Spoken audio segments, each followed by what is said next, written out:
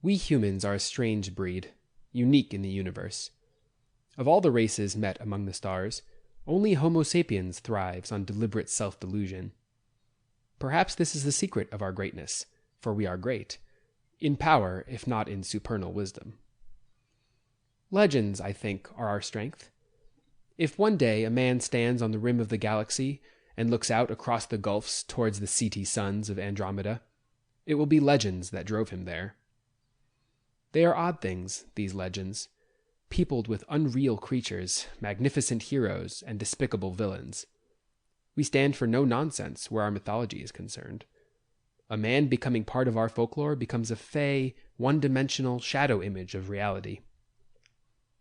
Jack Merrill, the Jack Merrill of the history books, is such an image. History, folklore's jade, has daubed Merrill with the rouge of myth, and it does not become him. The Peacemaker, the chronicles have named him, and that at least is accurate in point of fact, but it was not through choice that he became the Peacemaker, and when his peace descended over the worlds of space, Merrill, the man, was finished. This I know, for I rode with him, his lieutenant in a dozen and more bloody fights that earned him his ironically Pacific laurels. Not many now living will remember the Wall Decade. History, ever pliable, is rewritten often, and facts are forgotten. When it was gone, the Wall Decade was remembered with shame, and so was expunged from the record of time. But I remember it well. It was an era compounded of stupidity and grandeur, of brilliant discovery and grimy political maneuver. We, the greedy men of space, and that includes Jack Merrill, saw it end with sorrow in our hearts, knowing that we had killed it.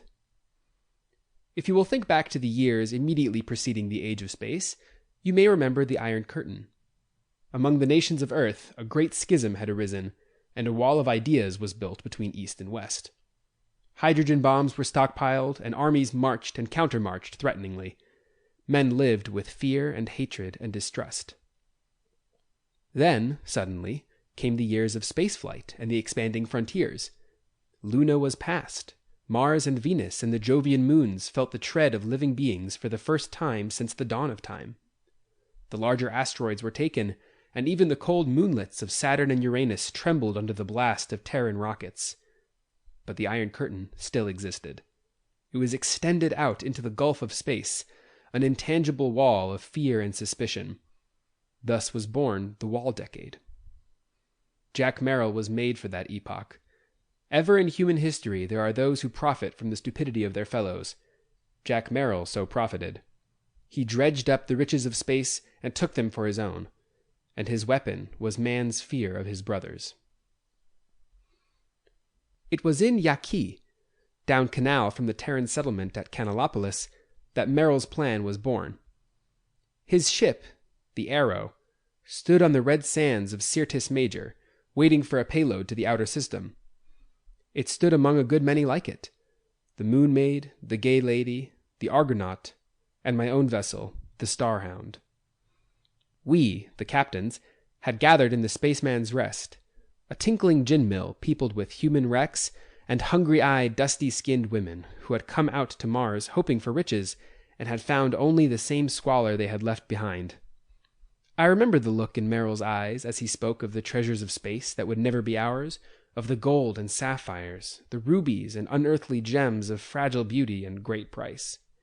All the riches of the worlds of space passing through our hands and into the vaults of the stay-at-homes who owned our ships and our very lives. It seemed to me that Merrill suffered as though from physical pain as he spoke of riches. He was nothing if not rapacious. Greedy, venal, ruthless, all of that. 5 of us, he said in a hard voice. Captains all, with ships and men. We carry the riches of the universe, and let it slip through our fingers. What greater fools could there be? Oh, he was right enough. We had the power to command in our hands without the sense to grasp it firmly and take what we chose. And mark you, my friends, Merrill said. A wall has been built around Mars. A wall that weakens rather than strengthens. A wonderful, stupid wall. He laughed and glanced around the table at our faces, flushed with wine and greed. With all space full of walls, he said softly. "Who could unite against us?" The question struck home. I thought of the 5 ships standing out there on the rusty desert across the silted canal. 5 tall ships against the stars. We felt no kinship to those at home who clung to creature comforts while we bucketed among the stars, risking our lives and more. We, the spacemen, had become a race apart from that of the home planet. And Merrill saw this in our faces that night so long ago, and he knew that he had spoken our thoughts. Thus was born the Compact. Gods of space, but I must laugh when I read what history has recorded of the Compact. Merrill, filled with the wonder of his great dream, spoke his mind to the captains. He told them of the sorrow in his heart for his divided fellow men, and his face grew stern when he urged them to put aside ideology and prejudice and join with him in the Compact. So speaks Quintus Bland, historian of the age of space. I imagine that I hear Merrill's laughter even as I write. Oh, we put aside ideology and prejudice, all right. That night in Yaqui, the 5 captains clasped hands over the formation of the first and only compact of space piracy in history. It was an all-or-nothing venture. Our crews were told nothing, but their pockets were emptied and their pittances joined with ours. We loaded the 5 ships with supplies and thundered off into the cobalt Martian sky to seek a stronghold. We found one readily enough. The chronicles do not record it accurately.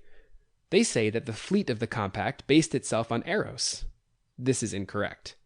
We wanted no base that would bring us so close to the home planet every year.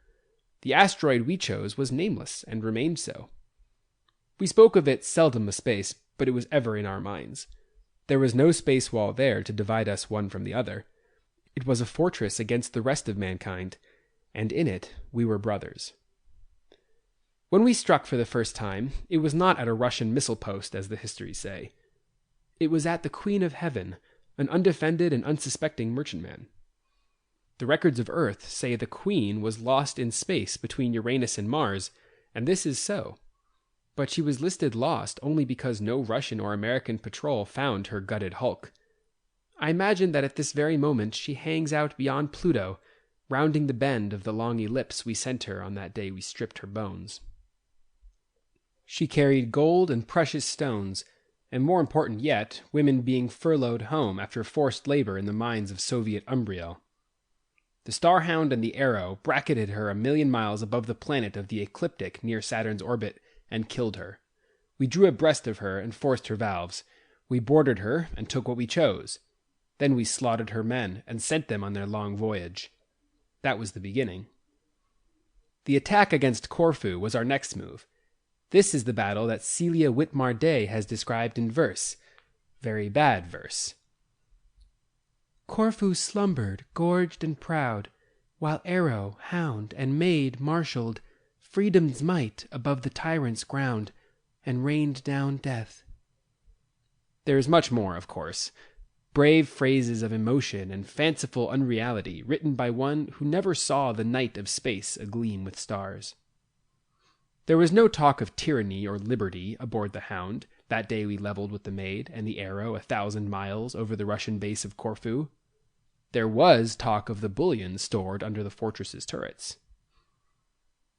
Merrill's face appeared in my visor screen, superimposed on the image of the grimy little asteroid floating darkly against the star fields. Their radar has picked us up by now, and they're wondering who we are, he said. Take the Hound out on tangent left and join the Maid. Cover my attack and stand by to put a landing party aground. I watched the image of the Arrow, a sliver of darkness against the crescent of Corfu, lancing down at the fortress. Her forward tubes were glowing with the familiar pre-discharge emanation. Below us, confusion reigned. For the first time in memory, an asteroid base was under attack. Merrill brought the Arrow in to within 50 miles, and then unleashed the fury of his forward tubes. Hellfire coruscated over the steel turrets and stone walls of Corfu. It splashed like a liquid flame over men and metal, and twisted the towers and buttresses into spidery tendrils of glowing thread. Corfu died without firing a shot. We put a party from the Hound aground 10 hours later. Even then, we had to wear insulated suits to walk in that still molten inferno.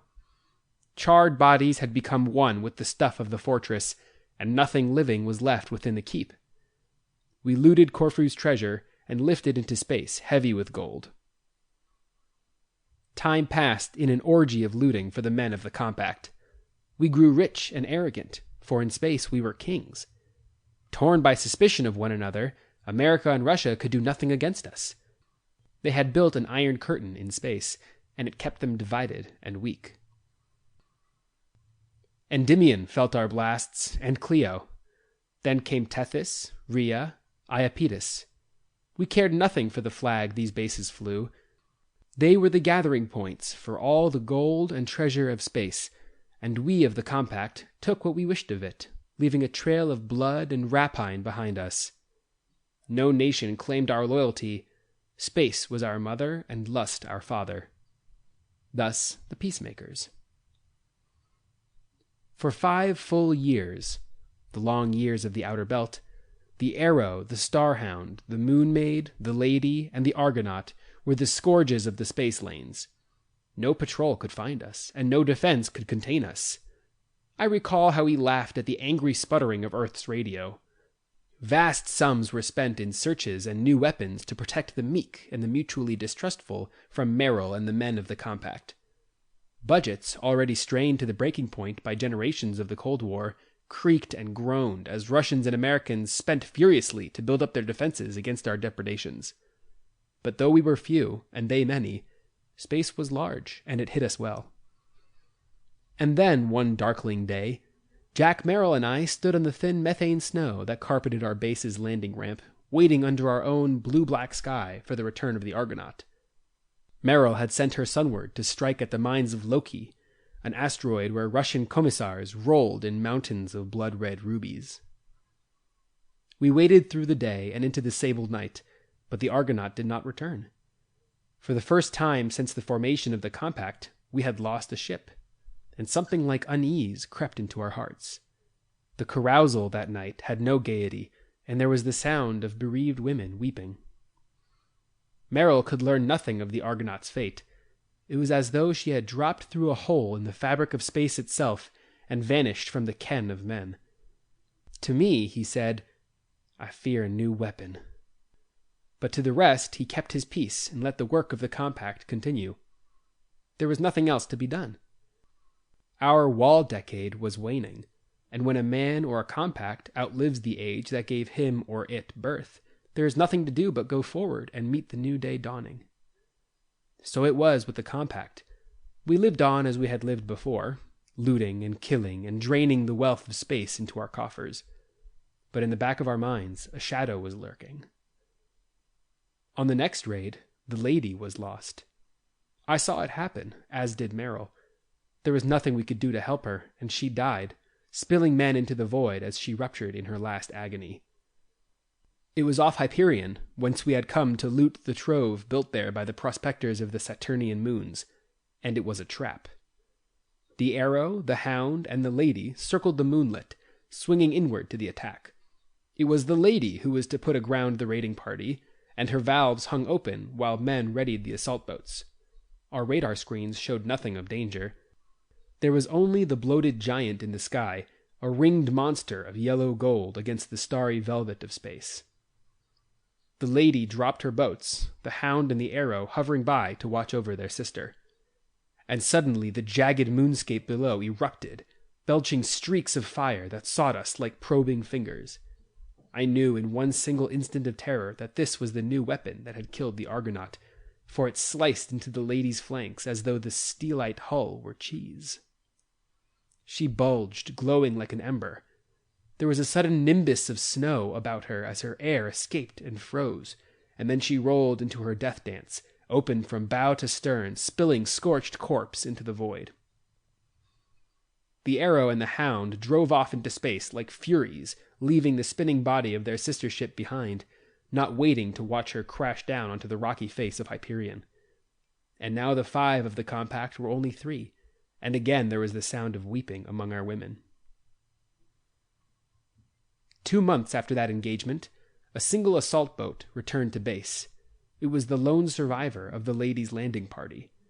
By some miracle, the 3 men aboard had escaped the Holocaust. They had landed and been captured, and then they had fought their way free and into the void once more. They were half dead from starvation and exposure, but they had brought word to Merrill that the wall that had so long protected us was crumbling. Merrill sought me out, his lean, hard face grim and set. "There was a Russian among the Americans on Hyperion," he said. "A prisoner?" It was my hope that spoke so, not my sure knowledge of what was to come. Merrill shook his head slowly. "A technician. They developed the beam that killed the Argonaut and the lady, together." His voice was harsh and bleak. Then suddenly he laughed. "We've touched them," he said. "Touched them on their tender spot, their purses." He bowed low, filled with bitter mockery. "Behold the diplomats, the men who are accomplishing the impossible." And I knew that his words spelt doom. Doom for the compact and for the wall decade that was our life. Yet we did not stint. In that year we raided Dione, Io, Ganymede, and even the American naval base on Callisto. We gutted 6 Russian and 4 American rockets filled with treasure, and we ventured sunward as far as the moons of Mars. We dared battles with patrol ships and won. We killed the destroyer Alexei Tolstoy off Europa, and we shattered an American monitor over Syrtis itself and watched the wreckage rain down on Yaqui, the place where the compact was born. And we lost the Moon Maid.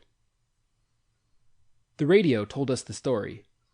Other new weapons were being developed against us, and here and there American and Russian spacecraft were seen in company for the first time in the history of the age of space. Convoys were formed from ships of both flags to protect spatial commerce from the imagined Great Fleet of the Compact. None knew that only the Arrow and the Starhound, small ships, weary ships, were left to face the slowly combining might of Earth.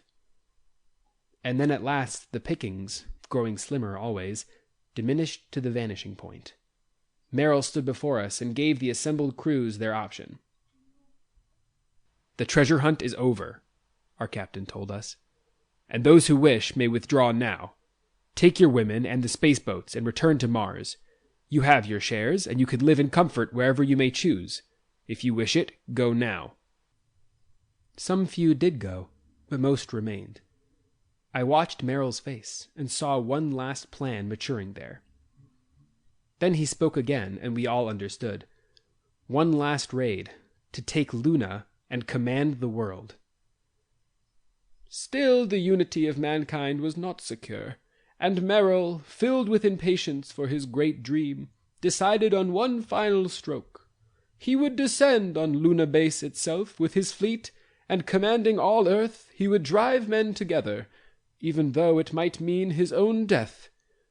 With this plan of self-immolation in his heart, the Peacemaker ordered his hosts and sought the pumice soil of the mother planet's moon." This is the way Quintus Bland, historian and scholar, puts it down for posterity. I, one of his hosts, would say it another way.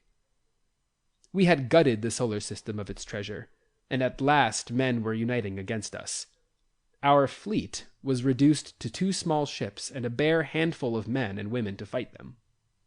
Jack Merrill could see the handwriting on the wall, and he knew that all must be gambled on one last throw of the dice. Only with Terra herself under our guns could we hope to continue sucking the juice of the worlds into our mouths. It was all or nothing, for we had grown used to our life, and we could no longer change it to meet the demands of the dawning age of Soviet-American amity. Side by side, the Arrow and the Hound slanted sunward. Mars behind us, ahead lay the Earth-Moon system. 10 years had passed since any of us aboard the compact ships had seen the home world, and though we no longer felt a part of it, the sight of the silvery, cloud-flecked globe touched our hearts, touched them as the sapphires of Mimas or the gold of Corfu touched them. We saw the planet that gave us birth, and we were filled with hunger for it, to own it, command it, make it our own. Luna's mountains were white and stark under our keels as Merrill led us across the curve of the southern horizon, seeking to put us into position to attack the UN moon base in Clavius from the direction of the moon's hidden face. We swung low across unnamed mountain ranges and deep sheer valleys steeped in shadow. The voice of the ranger in the Arrow came softly through the open intercom into the tiny control room of the Hound. A woman's voice, tense with excitement, but disciplined and controlled. Range 500 miles, 475, 450.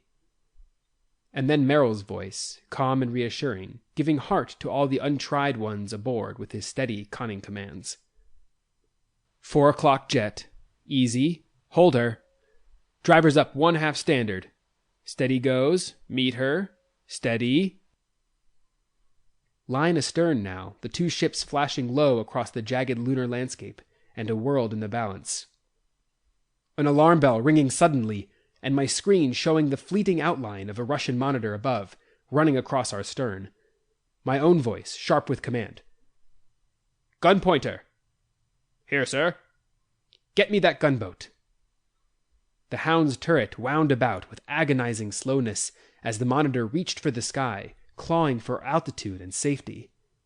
And then there came a searing blast of fire, and the fragments of the Russian gunboat raining down lazily, seeking their eternal rest in the pumice of Luna's hidden face. But they had been warned at the UN base. The monitor had left one dying shriek in the ether, and the waiting garrison had heard. Merrill knew it, and so did I. We moved forward calmly into the jaws of hell. The Arrow attacked from 10 o'clock, low on the horizon, the Hound from 12 o'clock, high. We swept in over the batteries of pulsating projectors, raining down our bombs. The ground shuddered and shook with the fury of exploding uranium, and the sky was laced with a net of fiery death. The Hound shrieked her protest as I swung her about for another attack. There was a sickening swerve and the smell of ozone in my ship.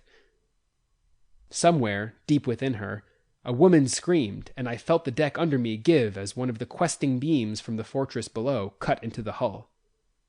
Airtight doors slammed throughout the wounded vessel, and I drove her to the attack again, hard. The last of the bombs clattered out of the vents, sending mushrooms of pumice miles into the black sky. One battery of guns below fell silent. The Arrow vanished into the night above, and as suddenly reappeared, her forward tubes spewing red fire onto the base below. Then Merrill pulled her up again and disappeared among the pale stars. The Hound's hurt was mortal. I could feel her dying under my hands, and tears streaked my face. Below decks she was a shambles where the cutting beam from the ground had torn part of her heart out. Still I fought her. There was no retreat from this last raid, nor did I wish any. There was a madness in us, a bloodlust as hot and demanding as ever our lust for gold and treasure might have been. I lashed the face of the fortress with the Hound's forward tubes, frantically, filled with a hateful anguish. I felt my ship losing way, twisting and seeking rest on the jagged ground below, and thinking he had deserted us, I cursed Merrill in an ecstasy of blind fury. Again and again the Hound was hit. I knew then that Merrill's plan had been madness, a last gesture of defiance to the new age of unity among men. The Hound fell at last, spitting fire and gall in a futile dance of death. She struck on a high plateau, grinding into the pumice, rolling with macabre abandon across the face of the high tableland. Then, at last, she was still, hissing and groaning fitfully as she died, her buccaneering days gone forever. I donned a suit and staggered, half-dazed, out into the lunar night. A half-dozen men and women from the crew had survived the impact, and they stood by the wreckage, faces under the plastic helmets turned skyward. They were one and all stunned and bleeding from the violence of the Hound's end, but they looked neither back nor around them. Their eyes were filled with the insane glory of the drama being enacted in the sky. The Arrow had returned. She lanced down out of the night like a spear of flame, vengeful and deadly. Straight into the mouth of the screaming guns she dove, death spilling from her tubes. She bathed the moon base in fire, searing the men within, Russian and American alike, into the brotherhood of death. Miraculously, she pulled up out of her encircling net of flame.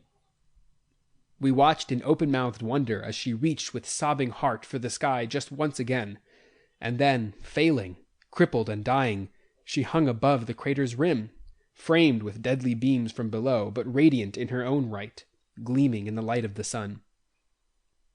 This was defeat. We knew it as we stood by the tangled pile of steelite that had been the Hound and watched the arrow die. But nothing in this life that I have lived ever told me so grandly that the Wall Decade was ended, and our life of buccaneering with it, as the thing that happened next. The arrow's valve opened, and a tiny figure stepped out into space.